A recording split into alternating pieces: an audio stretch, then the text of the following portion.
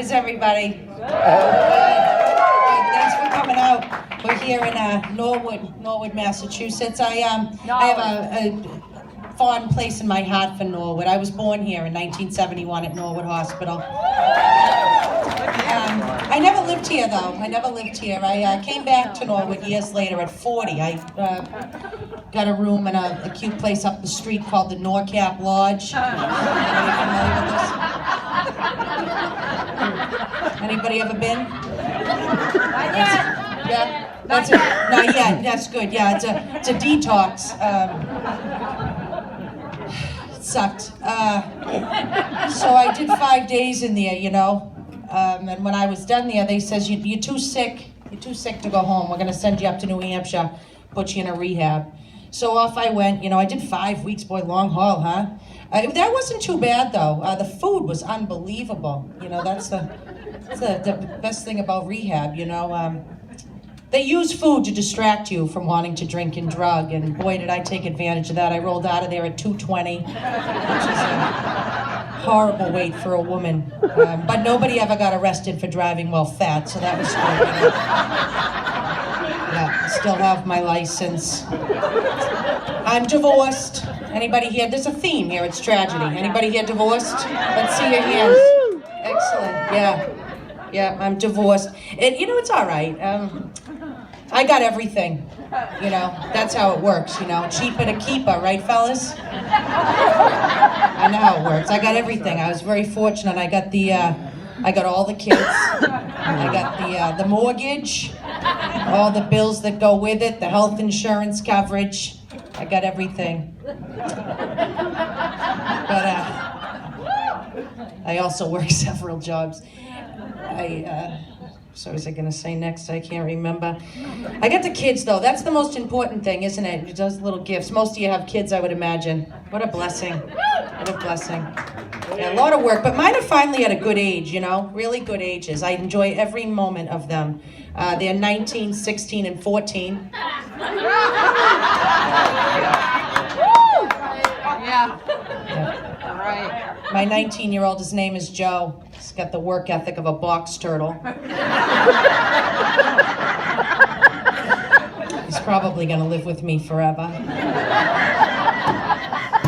I have a girl, she's 16. She turned 16 yesterday, took her up the registry to get her permit, you know? So that was fun. Yeah, she's cute, my only girl. And then I have a 14-year-old, his name is Marcus, he's in the 8th grade. The only thing worse than being in the 8th grade is being the parent of somebody in the 8th grade. What a nightmare. I'll tell you.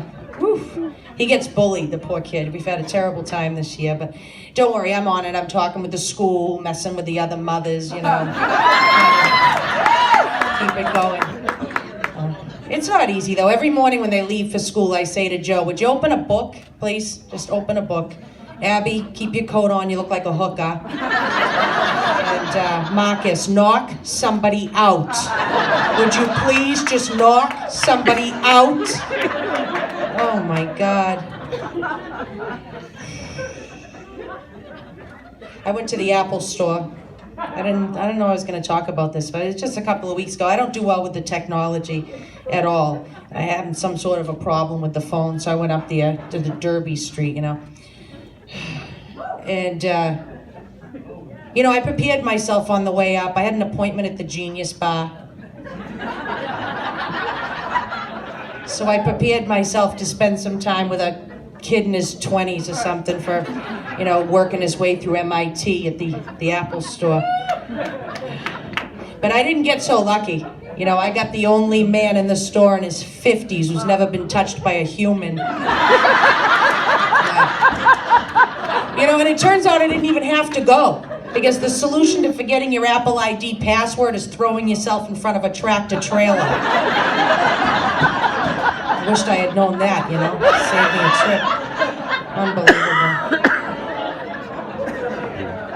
Anybody have a date in their 40s?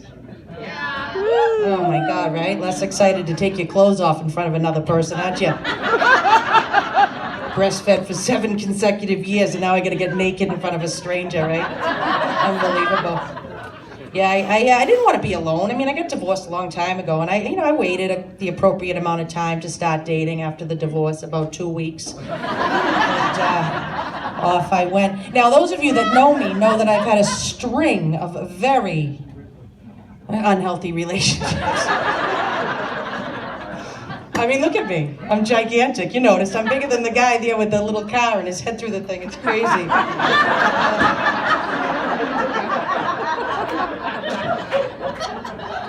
But you know what? I finally found the man for me. You know, it was a haul. I'm not even to tell you, but I finally found the guy for me.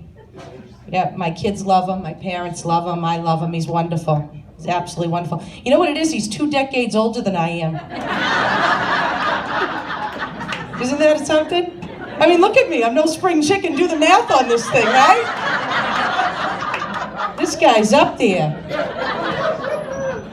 But you know what? He adores me, and that's the thing. You know, he appreciates me for things guys my own age don't appreciate. You know, it's just different. And he, you know, I can see.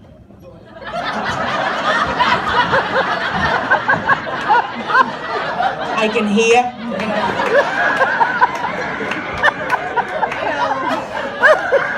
He's a great guy, though. He's a real good guy. I love him. You know, I gotta say, the most difficult thing about our relationship, this is probably gonna hurt his feelings, is our conversations. You know, it's tricky. It's tricky. I'll give you an example. It wasn't too long ago. I says, I have dinner for you. Huh? Oh my God. I have dinner for you. When are you going to Tennessee? That doesn't even sound like I have dinner for you. I'm out of my mind. Another beautiful one was about a year ago. We were headed off to my son's basketball game. My boyfriend, Dorchester guy, you know, he's just a hard-working older guy. He doesn't know anything about sports, you know. So he says, I'll come meet you at the game. I says, don't bother, you know. Anyway, he wants to come, and I said, you know, it'll be a good game. We're 8-3, so we got to be 9-3 to get to the playoffs. And he doesn't know anything about this, and he says, huh? I said, 8-3. We're 8-3.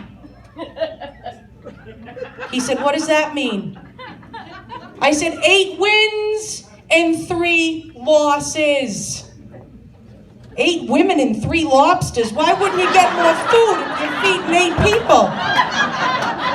Do you want me to stop on the way home and pick up some more lobsters? Honestly.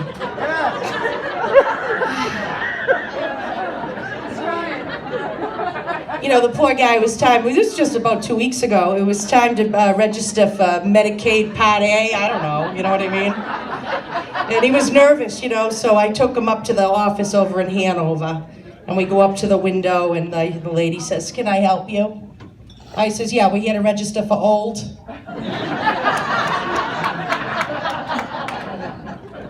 And she says, huh? I said, oh, for the love of Christ, we're here to get the old thing, whatever it is. I mean, honestly. She says, okay, take a number. So we take the number A73, we sit down, an hour later, she calls us up. Same woman. Can I help you? I said, we were just here. We need to do the Medicaid thing, whatever the hell it is. She says, well, there's a 2-hour wait now. You're gonna have to go home and do that online. Honestly, this guy can't even send a text, never mind register for Social Security online, and I'm not much better, you know? I knew we were gonna struggle with this, but I was determined that day I was gonna make it work. I went home, I got on my computer. Those of you that know me know this was something. And I registered for Medicaid Part A on freaking line. Yeah, I was thrilled with myself. I woke up the next morning and my email box was full. Things like advertising walk-in bathtubs, life alerts. Do you have enough money to bury yourself? I mean, it was crazy. Next one is, it's time to register for youth lacrosse. My email doesn't know whether I'm an old man or I'm a young boy. Oh, it's nuts, isn't it nuts? Although I'll tell you, I got the 3 teenagers, the boyfriend who's lost 3 of his 5 senses, But I'll keep my problems over what my siblings are going through. My siblings have little ones, you know? My kids are the oldest kids in the family, oldest grandchildren. I'll tell you, I'd rather sever off my arm with a butter knife than have another baby. Honest to God. I mean that. I'm absolutely serious about that. But, you know, I try to be of service, you know, Auntie Jen, you know, go out and help, you know. I don't care much for kids, but whatever, I do it. So my sister lives out in Western Mass. You know, she lives out in East Hampton. She's a lesbian. Yeah, she's a big lesbian. She's actually not big. She's wicked skinny, but she's still a lesbian. Maybe she should take a run through rehab, back on a few pounds, you know? But, so I go out to see her, and, she married a woman with the same name as me, Jennifer Ann. Isn't that strange? Strange. So I go out to see her, I help with the little ones. They're 8 and 2. No, thank you. And anyway, she says, you know, why don't you take the kids out in the yard and play with the kids? And she thinks I like this, you know, whatever. So I says, all right, kids, let's go outside. We'll build a snowman. And all of a sudden, the room went quiet. Even the 2-year-old stopped what he was doing. I said it. I said the word man.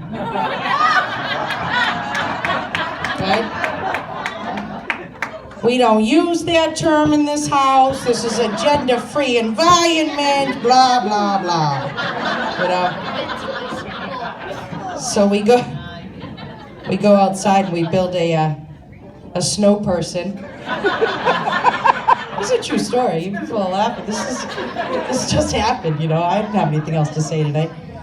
So, I don't know. The world's good. Imagine this. I'm dealing with this crap in my own house. My own family. So, we finished the snow person. It's time to put him to bed. Why don't you read him a story? I says, all right, go get me a book, you know. You know, true story. What do they bring me? How Babies Are Made. The genderless book on how babies are made. That's it. That's it, I'm done. I said to my sister, you do realize it takes a man and a woman to make a baby, right? You know, you're right. She says to me, there's 2 kids here and there's no man. Oh, please. I says to her, you know, that's just because you think you're better than me? You get to go off to your fancy hospital and get your fancy in vitro? You know, why don't you just do like I did? Drink a 6-pack, lie on your back, stare at the ceiling, and wait for it to be over. You know? You special? Unbelievable.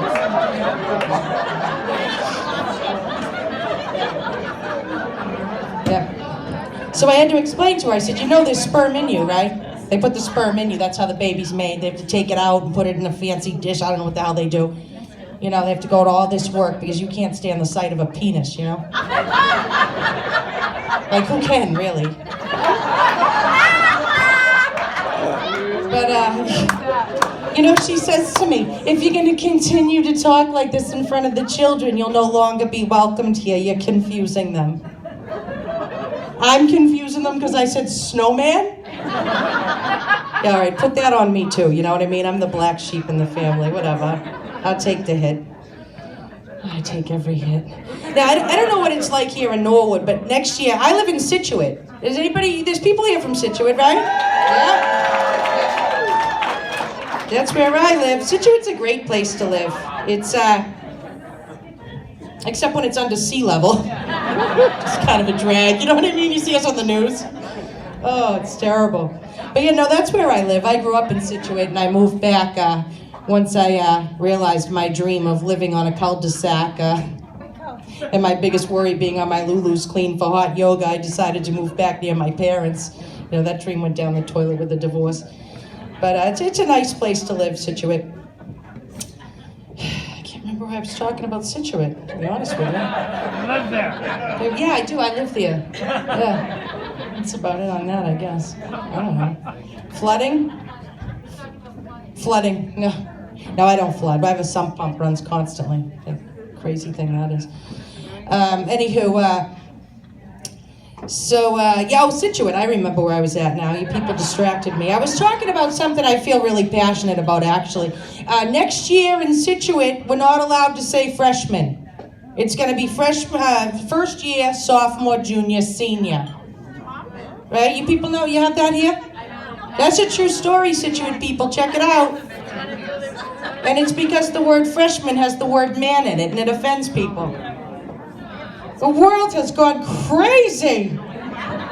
Don't you think, with all the sensitivity?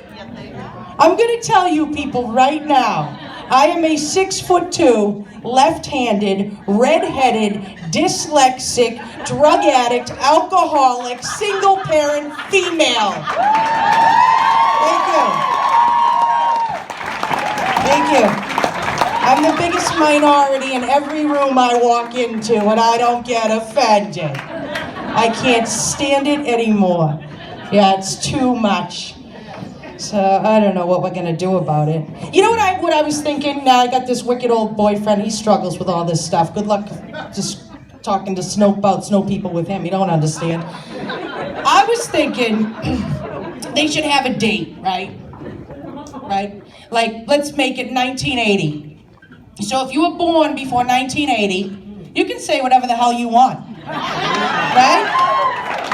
If you were born after 1980, not so much, right? So you say something that's gender insensitive or racially insensitive, whatever the hell it is, right? The cops will look at your license and go, 1971, you're good. You're good.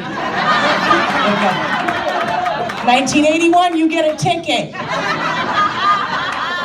All right, guys. Have a drink for me because I cannot. Have a good night.